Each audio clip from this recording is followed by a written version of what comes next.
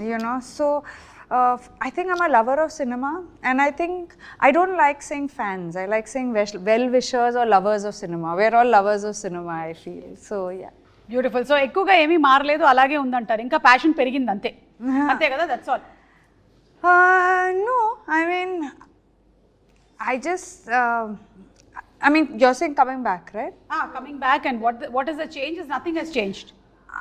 I don't know enough what has changed, but I think first of all, Annapurna Studios has changed. I did Satyam here. Yeah, correct. It's a full different studio. Yes. But I think the people are always the same. They are always very warm, very loving. Of course, I worked with Allu Arjun, NTR, Ram Charan. Now they are like, I worked with them when it was their third film, fourth film, and now, and I mean, when me and Ritesh talk at home, we always admire the work that they've done, the limits that they've reached. Someday we'll be saying that about you also, Kirti. Yes, we'll be very proud that I worked in your film.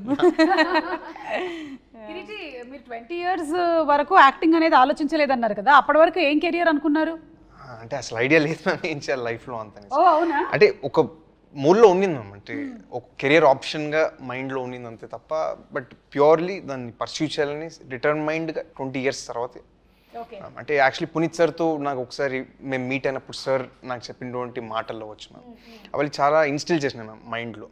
అంటే the power of being an actor ma'am, ఎంత సొసైటీకి మనం ఎంత చేయొచ్చు as an actor అనేది. So that is the greatest gratifying factor ma'am as an actor, that you can give something to the society. And talking about our all favourite Appu garu, Puneeth garu, Shivaraj Kumar garu చెప్పారు that you reminded about him అని. That was I think the biggest compliment కదా. How did you feel about that?